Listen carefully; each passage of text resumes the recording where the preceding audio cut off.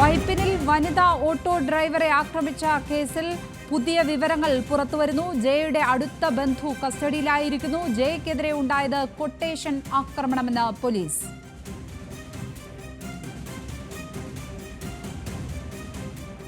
കൂടുതൽ വിവരങ്ങളുമായി ആസിഫ് മുഹമ്മദ് ചേരുകയാണ്. ആസിഫ്, ഞെട്ടിപ്പിക്കുന്ന വിവരമാണ് ഇപ്പോൾ പുറത്തുവരുന്നത്.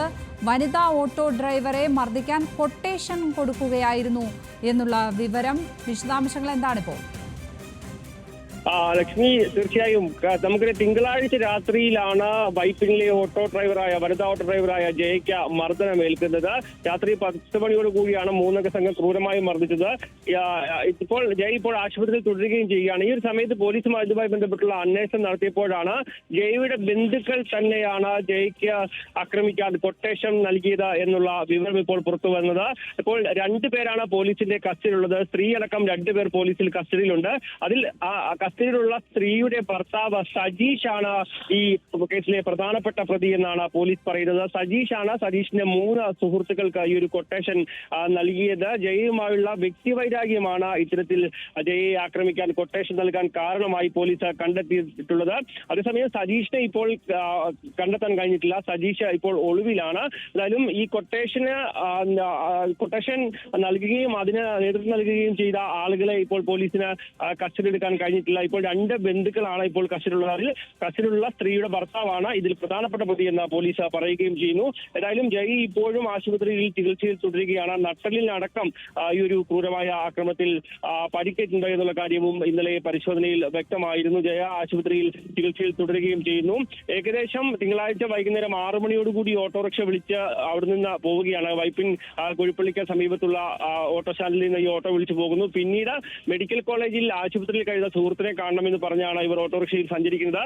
അതിനുശേഷം ഇതെല്ലാം കഴിഞ്ഞ 10 മണിയോടുകൂടി വീണ്ടും കുഴിപ്പള്ളിയിൽ തിരിച്ചെത്തുന്നു. ആ സമയത്ത് തങ്ങളെത്തിയ ബൈക്ക് മറ്റൊരു സ്ഥലത്ത് പാർക്ക് ചെയ്തിരിക്കുകയാണെന്ന് പറയുകയും അങ്ങനെ ആ ബൈക്ക് എടുക്കാൻ അങ്ങോട്ട് പോകാൻ വരണമെന്ന് ആവശ്യപ്പെടുകയും അതിന് തയ്യാറാകാത്ത സമയത്താണ് കൂട്ടത്തിലുണ്ടായിരുന്ന ആൾ ആദ്യം മുഖത്ത് പൊത്തിപ്പിടിക്കുകയും പിന്നീട് മർദ്ദനം നടത്തുകയും ചെയ്തത്. ഏതായാലും ആ ഒരു കേസിൽ ഇപ്പോൾ 2 പേരാണ് കസ്റ്റഡിയിലുള്ളത്. അതിൽ ജയയുടെ ബന്ധുക്കളടക്കമുള്ളവരാണ് കസ്റ്റഡിയിലാകുകയും ചെയ്തിട്ടുള്ളത്. കേസിലെ പ്രധാനപ്പെട്ട പ്രതി ഇപ്പോൾ കസ്റ്റഡിയിലുള്ള സ്ത്രീയുടെ ഭർത്താവ് സജീഷാണ് എന്നാണ് പോലീസ് പറയുന്നത്. സജീഷിനെ വേണ്ടിയുള്ള അന്വേഷണം തുറന്നുകൊണ്ട് ഇരിക്കുകയാണ്. ലക്ഷ്മി, ആസിഫ്, എവിടെയൊക്കെയാണ് ഈ അന്വേഷണം നടത്തുന്നത്? പ്രതികളെ പിടികൂടുവാനുള്ള ഒരു ഊർജിത ശ്രമം നടത്തുന്നുണ്ടോ പോലീസിന്റെ ഭാഗത്തു നിന്ന്? പ്രത്യേകിച്ചും ഈ ഒരു ദൃശ്യങ്ങളും ഈ ഒരു വിഷയവും കേരളം അത്ര ശ്രദ്ധയോടെ വീക്ഷിക്കുന്ന ഒന്നാണ്.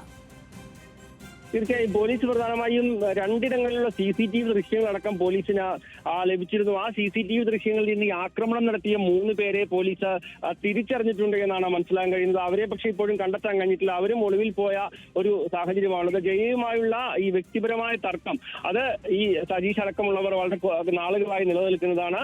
ആ ഒരു തർക്കത്തിലുള്ള വ്യക്തിവൈരാഗ്യമാണ് ഈ ഒരു ആക്രമണത്തിലേക്ക് നീങ്ങിയത്. ഏതായാലും CCTV ദൃശ്യങ്ങളും ഇവർ സഞ്ചരിച്ചിരുന്ന ബൈക്കിന്റെ മറ്റ് പല ഭാഗങ്ങളിലേക്ക് സഞ്ചരിച്ചിട്ട് പോകാനുള്ള സാഹചര്യങ്ങൾ കൂടിയാണ് പോലീസ് ഇപ്പോൾ പരിശോധിച്ചുകൊണ്ടിരിക്കുന്നത്. ഏതായാലും പ്രധാനപ്പെട്ട കൊട്ടേഷൻ നൽകിയ സജീഷിനെ അടക്കം ഇപ്പോൾ പോലീസിനെ കണ്ടെത്താൻ കഴിഞ്ഞിട്ടില്ല. ഈ സജീഷിന്റെ ഭാര്യ അടക്കം ഇപ്പോൾ പോലീസിന്റെ കസ്റ്റഡിയിലുണ്ട്. ഇവരുടെ അറസ്റ്റ് ഇപ്പോൾ രേഖപ്പെടുത്തിയിട്ടില്ല എന്നുള്ളതാണ് പോലീസ് പറയുന്നത്. ഏതായാലും സജീഷിനെയും അതുപോലെ തന്നെ ഈ കൊട്ടേഷന് നേതൃത്വം നൽകിയ സജീഷിന്റെ 3 സുഹൃത്തുക്കളെയുമാണ് ഇപ്പോൾ പോലീസ് അന്വേഷിച്ചുകൊണ്ട് ഇരിക്കുന്നത്. അവരെ ഇന്ന് തന്നെ പിടികൂടാൻ കഴിഞ്ഞേക്കും എന്നുള്ള വിവരമാണ് പോലീസും പങ്കുവെക്കുന്നത്. വൈപ്പിനിൽ വനിതാ ഓട്ടോ ഡ്രൈവർക്ക് നേരെ ഉണ്ടായ ആക്രമണം കൊട്ടേഷൻ ആക്രമണം എന്നുള്ള ഏറ്റവും പുതിയ വിവരമാണ് ഈ മണിക്കൂറിൽ പുറത്തുവരുന്നത്. ആസിഫ് മുഹമ്മദാണ് വിശദാംശങ്ങൾ പങ്കുവച്ചത് കൊച്ചിയിൽ നിന്ന്.